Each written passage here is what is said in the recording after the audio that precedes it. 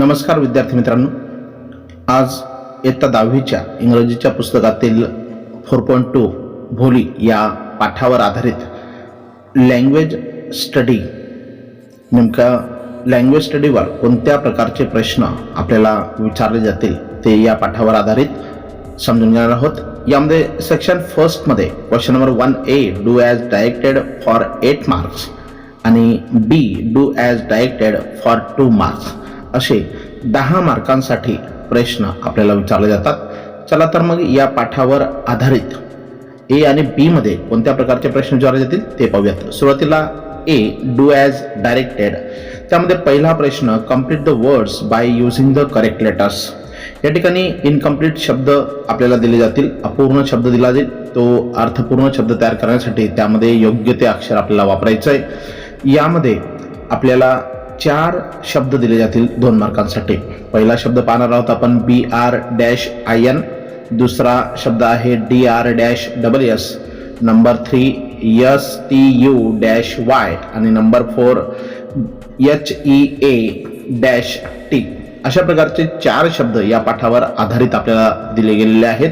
आणि मित्रांनो, या ठिकाणी पहिला जो शब्द आहे तो म्हणजे ब्रेन, आणि या ब्रेनचा अर्थपूर्ण शब्द तयार करण्यासाठी आपल्याला त्या ठिकाणी ए हे अल्फाबेट वापरावं लागेल आणि त्याचा एक अर्थपूर्ण नवीन शब्द तयार होईल या पद्धतीने BRAIN, ब्रेन.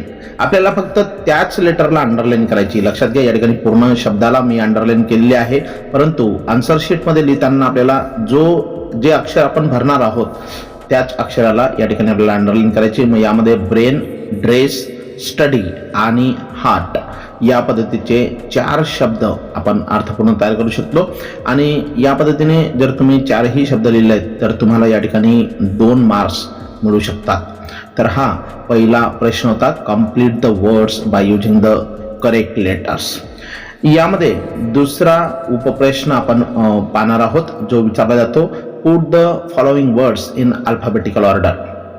यामध्ये 2 उपप्रश्न असतात. त्यापैकी पहिला उपप्रश्न, त्यामध्ये 4 शब्द दिलेले आहेत, व्हायलंटली, ग्रीफ, प्रपोजल आणि ॲस्टोनिश. त्यांचा आपल्याला अल्फाबेटिकल ऑर्डर लावायची. या पद्धतीने ए ने सुरू होणारा शब्द सुरुवातीला घेणार आहोत, ॲस्टोनिश, ग्रीफ, प्रपोजल आणि व्हायलंटली.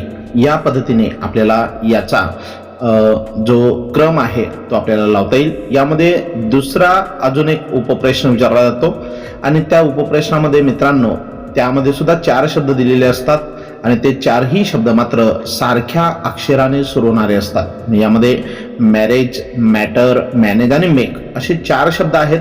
पहिलं अल्फाबेट जरी सारखं असलं तरी दुसऱ्या किंवा तिसऱ्या अक्षराच्या सहाय्याने आपण त्याची अल्फाबेटिकल ऑर्डर या पद्धतीने तयार करू शकतो. Make, manage, marriage and matter. या पद्धतीने आपल्याला या ठिकाणी त्याची जी काही अल्फाबेटिकल ऑर्डर आहे ती आपण या ठिकाणी या पद्धतीने लावू शकतो आणि 2 पैकी 2 मार्क्स आपण मिळवू शकतो. The next third question that is on. तिसरा जो प्रश्न आहे मित्रांनो तो आहे पंक्च्युएट द फॉलोइंग सेंटेन्सेस. या ठिकाणी 2 मार्कांसाठी 2 वाक्य दिले जातील. पहिलं उदाहरण या पाठावरचं, what's the matter with you fool shouted Ramlal. अशा प्रकारचं वाक्य त्याच्यामध्ये योग्य विरामचिन्हाचा वापर करून आपण उत्तर अशा प्रकारे लिहू शकतो. डबल अवतरण चिन्हामध्ये व्हॉट्सचा W capital, what's apostrophe S, the matter with you comma you full question mark, double United comma complete shouted Ramlal. या पद्धतीने आपल्याला याचं पंक्च्युएशन मार्कचा उपयोग करून याचं उत्तर आपण लिहू शकतो. याच प्रश्नामध्ये दुसरं अजून एक वाक्य आपल्याला या पद्धतीने विचारलं जाईल. याच्यामध्ये सगळ्यात महत्त्वाची गोष्ट म्हणजे विरामचिन्हांचा योग्य वापर खूप महत्त्वाचा आहे. 2 मार्कांसाठी 2 वाक्य या ठिकाणी आपल्याला विचारले जातील. दुसरं उदाहरण जे आहे मित्रांनो ते या पद्धतीने, have you seen her said Bishambar to the friend next to him, she has pock marks on her face question mark. तर या ठिकाणी बघा, या ठिकाणी आपण याचं उत्तर जे आहे ते या पद्धतीने घेऊ शकतो. Have you seen her question mark, हॅवचा H कॅपिटल, डबल अवतरण चिन्हामध्ये डबल अवतरण चिन्ह, क्वेश्चन मार्क नंतर कंप्लीट, सेड बिशंबर, बिशंबरचा B capital, to the friend next to him, him नंतर full stop, she has pock marks on her face, double अवतरण चिन्हामध्ये आणि शेवटी पूर्णविराम. या पद्धतीने आपण दुसऱ्या उदाहरणामध्ये सुद्धा विराम चिन्हांचा उपयोग अशा पद्धतीने करू शकतो. त्याच्यानंतर चौथा जो प्रश्न आहे तो म्हणजे या ठिकाणी एक शब्द दिला जाईल आणि त्या शब्दापासून आपल्याला लहान लहान 3 अक्षरी शब्द तयार करायला सांगितलं जाईल. Make 4 words minimum 3 letters each using the letters in the given word. Contemplating हा शब्द या ठिकाणी दिलेला आहे आणि या शब्दापासून सरळ क्रमाने अक्षर घेऊन आपल्याला लहान लहान 4 शब्द तयार करायचे. मग या कंटेम्प्लेटिंग पासून आपण पहिला शब्द करणार आहोत complain, then contempt, then tempt आणि कंटेन. या पद्धतीचे 4 शब्द आपण या ठिकाणी तयार करू शकतो.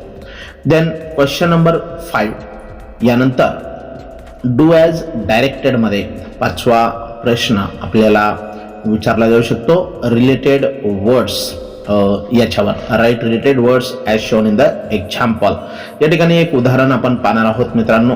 या ठिकाणी ब्युटी हा शब्द दिलेला आहे आणि त्याच्याशी रिलेटेड शब्द आपल्याला या ठिकाणी विचारलेले आहेत आणि ते शब्द आपण या पद्धतीने लिहू शकतो. एक शब्द दिला जाईल आणि उर्वरित 4 शब्द मात्र आपल्याला त्याच्याशी संबंधित, मग त्याच्यामध्ये नाऊन, ॲडजेक्टिव्ह, ॲडव्हर्ब अशा प्रकारचे शब्द असतील ते आपल्याला लिहावे लागतील.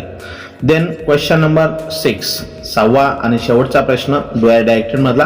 Complete the following word chain of verbs. Disfigure नावाचं वर्ब दिलेलं आहे आणि या ठिकाणी त्याचं वर्ड चेन आपल्याला कम्प्लीट करायला लावलेलं आहे. मित्रांनो या 6 प्रश्नांपैकी कोणतेही 4 प्रश्न आपल्याला 8 मार्कांसाठी सोडवायचे आहेत, परंतु या ठिकाणी या प्रश्नामध्ये आपण 6च्या 6 प्रश्न सॉल्व्ह करणार आहोत. तर या ठिकाणी वर्ड चेन तयार करताना, क्रियापदाचं वर्ड चेन तयार करताना या ठिकाणी आपण डिसफिगर या शब्दामध्ये शेवटचं जे अक्षर आहे ई, त्या अक्षराने सुरू होणारा पुढचा शब्द आपण लिहिणार आहोत. मग उत्तर लिहिताना डिसफिगर, ईने सुरू होणारा पुढचं क्रियापद एंटर, एंटरमध्ये शेवटी आर आहे म्हणून रेकॉर्ड, शेवटी डी आहे म्हणून डिटेक्ट आणि टेंड. हे सर्व जे आहेत ते क्रियापद आहेत आणि त्या ठिकाणी जो शब्द विचारलेला असेल तोच प्रकार आपल्याला पार्ट्स ऑफ स्पीचमध्ये त्याचं रिलेटेड वर्ड्स लिहायचे, वर्ड चेन तयार करायची. Do as directed B for 2 marks 2 मार्कांसाठी. बी प्रश्न आहे, याच्यामध्ये पहिला उपप्रश्न अटेम्प्ट एनीवन. ए आणि बी दोघांपैकी एक सॉल्व्ह करायचा 1 मार्कासाठी. ए मध्ये प्रश्न दिला आहे make meaningful sentence by using the phrase to make fun of. To make fun of ही फ्रेज वापरून अर्थपूर्ण वाक्य तयार करायचंय. या ठिकाणी वाक्य दिलंय it is not good to make fun of any disable person. म्हणजे एखादी दिव्यांग व्यक्ती असेल तर त्या व्यक्तीला हसू नका, त्याला मन दुखेल असं काही बोलू नका आणि इट इज नॉट गुड असं त्यांनी या ठिकाणी म्हटलेलं आहे. त्याला ऑर आहे.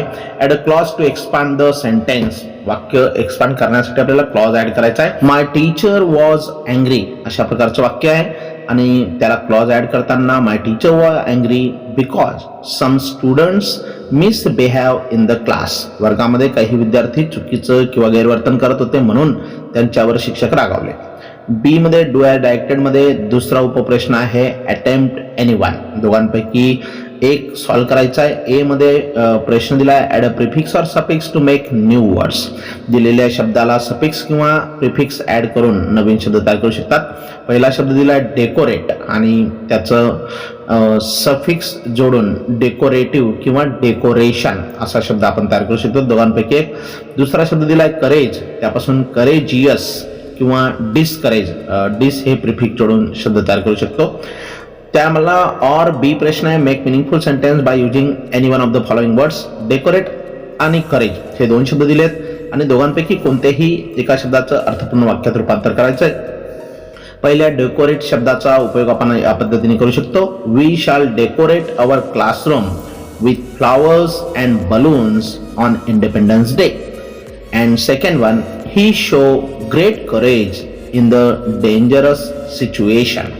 या पद्धतीने पहिल्या वाक्यामध्ये आपण डेकोरेट या शब्दाचा उपयोग केला आणि दुसऱ्या वाक्यामध्ये करेजचा. दोघांपैकी कोणत्याही एका शब्दाचा उपयोग करून आपल्याला अर्थपूर्ण वाक्य तयार करायला सांगितलेलं आहे. तर मित्रांनो या पद्धतीने या ठिकाणी लँग्वेज स्टडीवर आधारित ए आणि बी प्रश्न आपण सॉल्व्ह करू शकतो.